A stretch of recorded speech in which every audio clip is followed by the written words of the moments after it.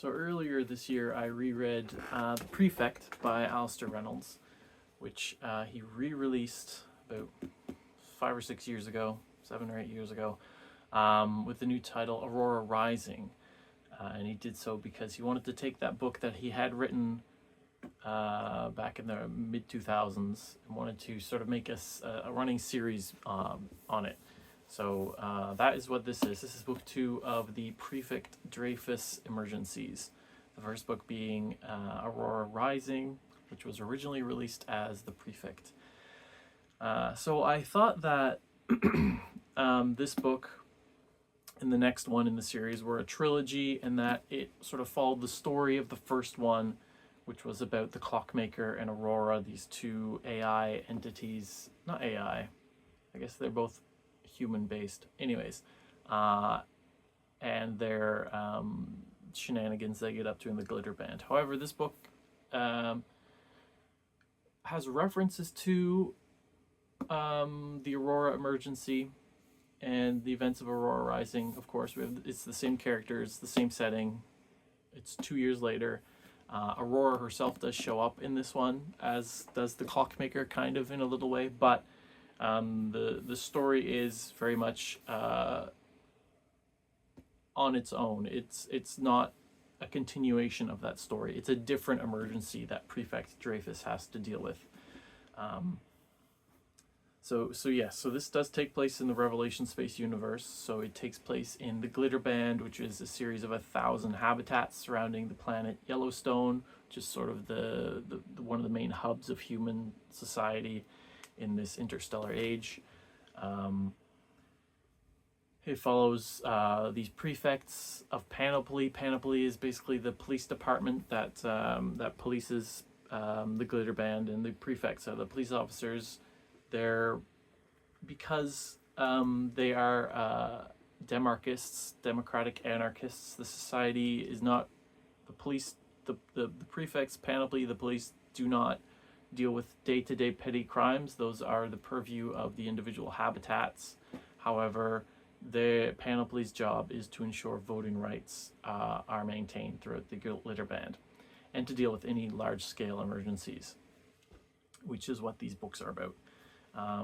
So in this one, people are dying randomly.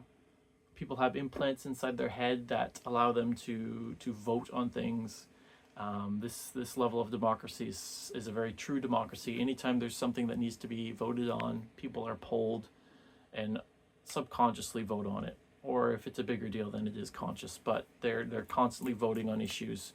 They do not have representative democracy. They are constantly voting. So they have these implants in their head, and they're constantly connected to abstraction, they call it, which is like in the internet, basically.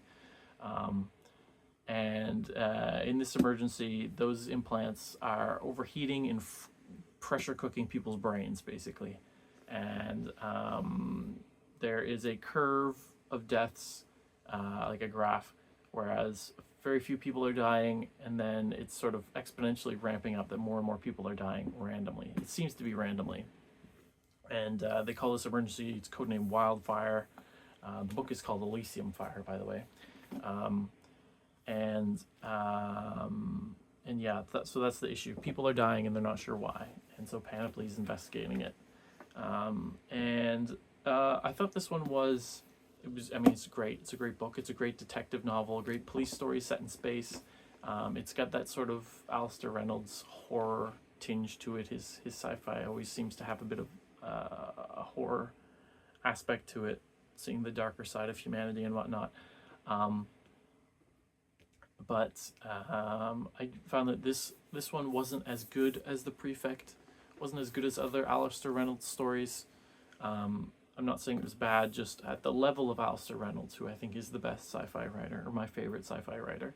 I saw where this was going. I sort of figured it out before the end, which I don't usually do, so, but it was still good. And I'll go through the plot, but again, the plot, because it's such a good mystery, and he's really good at writing mysteries, we don't find everything out until like the very last few pages. So I'm going to go through it chronologically, but this is sort of stuff that you don't find out till the very end of the book. So I'm kind of going at in reverse order because it's revealed in the book in reverse order, reverse chronological order. Basically, Yellowstone. So Yellowstone was one of the first planets founded by humans, settled by humans. And they originally, when they went to settle other planets outside the solar system, because the distances are so long, what they did was they sent out unmanned ships run by robots and AI that contained genetic material and or fertilized eggs and whatnot, so that when they got to these planets, humans could be grown on those planets and be raised by these robots. And they did this with various different planets. They did so in Yellowstone. However, they noticed that all of these failed. The children raised without actual humans to raise them, there's something missing there. That continuum from generation to generation of biological parent to biological children. Without that, having just children raised via robots, it just didn't work. And they died out. They went crazy. They killed each other. Yeah. Anyways, so that had happened. Now we jump ahead a few hundred years to the humans actually have gotten there. They've actually settled it the good old-fashioned way, and this glitter band, this chasm city, this glorious utopian society has come about. And when you have a glorious utopian society with people who have basically infinite time, and they're not immortal, but they have lots of time, they have lots of money, and this specific group of people are very what's the word? Not risk averse. The opposite of risk averse. They love risk. They're a bunch of gamblers, and they form this syndicate where they gamble on things. However, it's not enough. They want something more and more and more. So they create this sort of game where they rerun the experiments of the settling a planet with nothing but children and robots. And so they set up these sort of hidden bunkers where they, using their own DNA, which makes it even more messed up. So these children that they're using are their biological children, and using sort of speeding up their growth and development so that they don't have to wait generations for this to happen. They have sort of games where they run the experiment where the children are raised by robots, and they see how long it takes either for the children to go psychotic and kill everyone, or trying to see which children survive or how long they last. And they do this over and over again, and just betting and wagering on it, and it's just a big game to them, which is horrible and disgusting. Like I said, this is the horror element of it. But in the very end, the very last sort of experiment. Oh, and by the end of these experiments, whatever children are euthanized, and so they kill them all and do the next game. However, in this final game, these two children who were biological children of Marlon Voy, who was the guy running the whole thing. Just so happens that they're children of this Voy guy, who is the grandson of Sandra Voy, who set up the Demarchist Society and set up the code for the voting process and everything. Anyways, these two children go psychotic and kill all the other children with knives. And so they're the only two left living. And it's at this point that everyone's like, well, this is too much. Like, I can't. This is just, okay, we've gone too far. So they destroy everything. They go and have their memories wiped of it, so that there's no connection between them. The syndicate has broken up. There's no way to possibly, basically they just erase it from history.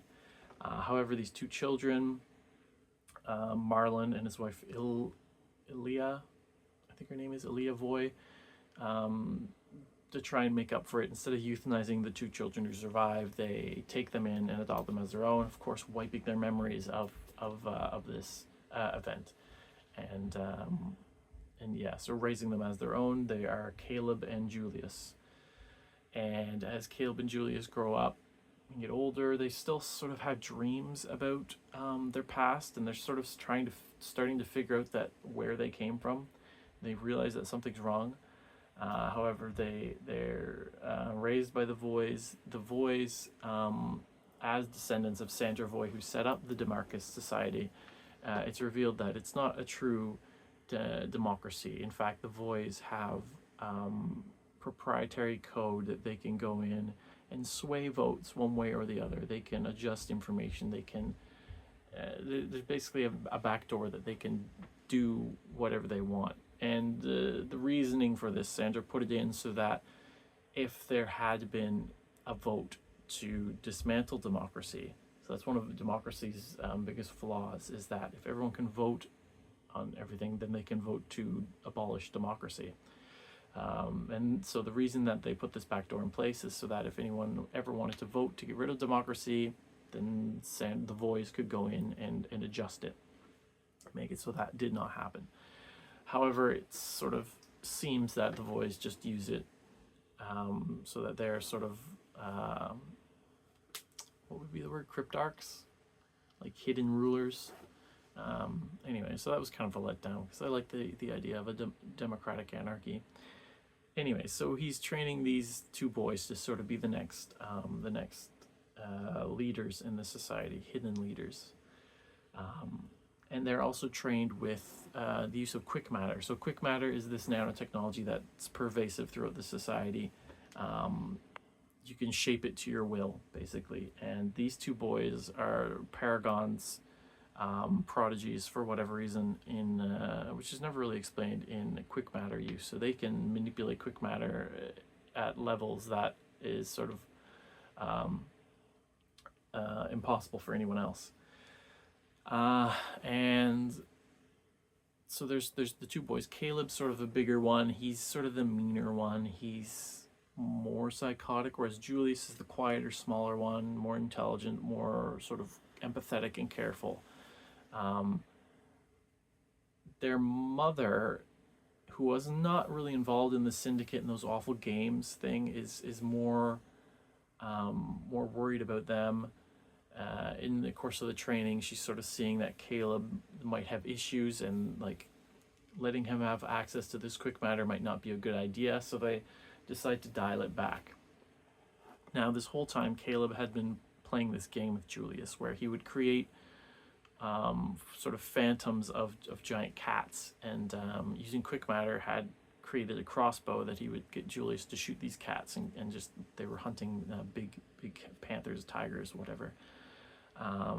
And when the mother sort of dials back on their access to manipulating quick matter, Caleb's really upset about this. He's like, how dare she? We need to get rid of her, basically. He doesn't say that right. He hints at it, and Julius is kind of like, how dare you? And Caleb's like, no, I was just really upset. But because Caleb and Julius are so smart, they find a way to override their parents, sort of blocking their access to this whatever. And so they can access the quick matter and manipulate it again. And at one point, they're playing the game again, and Caleb gives the crossbow to Julius, says, hey, shoot this cat. He shoots the cat. Turns out it wasn't the cat. It was actually their mother that Caleb had made look like a cat. So Julius has killed his mother. And it's at this point Julius kind of snaps and goes and tries to shoot Caleb. There's a bit of a scuffle, and Caleb's knocked out. He's not killed. Marlon, their father, shows up and is like, you killed your mother, like, I'm distraught. And then Julius is like, I think he's like 16 at this point. He's like, he sort of goes full crazy, and he's like, all right, I'm taking charge of the family business. I'm going to get all the money and stuff that I need, and then I'm going to go out into the world. And so he does this. So Julius goes out, and using the Voy money, he creates this clinic called Elysium Heights, and he manipulates all the various people of the syndicate who don't know that they had been in the syndicate, and that had sort of messed with him as a child and made him be part of this game, because he sort of figured all this out. he brings them all to this clinic and does surgery on them, ostensibly to help them with their gambling addictions or whatever risk-taking tendencies that they have. But he's using it just to implant something into their implants that will fry their brains and creating this wildfire process. However, he does so sort of a dead man switch, where as long as he's alive, he's putting out code to them to keep them alive, and it's only him shutting off that signal that activates their implants and kills them. And he's doing this to sort of punish all those people who did that crazy messed up thing with him when he was a kid. Meanwhile, Marlon and Caleb. Marlon always liked Julius more because Julius seemed like the nicer boy, but he's stuck with Caleb. So what he does is he does a whole bunch of amnesia treatments on Caleb and convinces Caleb that Caleb is actually Julius and raises him as his own. They fake the mother's death. They say she died in a shuttle crash, and they never acknowledge that there was a second boy. He says that Julius was his only child, and by Julius he means Caleb, which is kind of confusing, but that's the part that I sort of figured out halfway through. So then we sort of skip ahead a bit. So Marlon dies, or is said to have died, but he doesn't actually die. He's just held prisoner by the real Julius, who at this point has sort of, he's set up the wildfire thing, and then he spent decades sort of biding his time, waiting for an emergency to pop up. And with the Aurora emergency in the last book, people don't trust Panoply as much because Panoply had to destroy numerous habitats to sort of save the Glitterband. And so there's a lot of anti-Panoply sentiment out there, so he decides this is the time to strike for whatever reason. That sort of connection of why he waits decades doesn't really make sense. And so Julius, the actual real Julius, starts shutting off the signal to some of these people, and they start dying, and that starts the wildfire crisis. Meanwhile, Caleb, who thinks he's Julius, for whatever reason becomes a secessionist and is like a public figure going around the various habitats trying to get them to break away from the Glitterband and be their own sovereign states. And he's very anti-Panoply. And I mean, this book was published in 2018, so I have to think that the rise of populism and demagogues in that time period in Western society had to have had an influence, because throughout this book, like, this character, you just hate him. He's so well written because he makes himself out to be the victim, and he denies the truth, and he spins everything around to make it he's just kind of a Trumpian character, but more intelligent. Not that it takes much to be more intelligent, but also Brexit had to have had an influence on this. I mean, breaking away from a larger sort of union. The author's Welsh, so I'm sure Brexit had an impact on it. But yeah, this character, who goes by the name of Devin Garland, which is the middle name of Julius Devin Garland Voy is his full name, but he goes by Devin Garland, but he's actually Caleb. So he's, for whatever reason, trying to get people to break away from the Glitterband, and I don't know why. But yeah, he is a loathsome character. He just, yeah. Anyways, reminds me of a lot of politicians in the modern times. Anyway, so Dreyfus thinks that this guy has to be connected to it because there's something personal between the two of them, and they keep bumping into each other, and it's clearly on purpose, and this guy's just being awful to Dreyfus. So Dreyfus is like convinced that somehow this Garland, this Julius Voy is involved in the wildfire crisis, and so they do a whole bunch of investigating, and they're getting nowhere. And then Aurora appears only to Dreyfus and says, "Hey, I'll help you out if you let me have access to the search turbines, which are sort of Panoply's digital archives, where they have all kinds of information on the clockmaker." And remember, Aurora is spread throughout the Glitter Band fighting the Clockmaker. There's these two sort of rogue intelligences, digital intelligences that are fighting each other. And Dreyfus is like, there's no way I'm helping you. However, throughout the course of the book, he eventually breaks down and says, yes, here's the passcodes to the things, help me out. So Aurora does help solve the case and basically gives a whole bunch of information that is explained that they found it in other ways, but without Aurora they wouldn't have found it.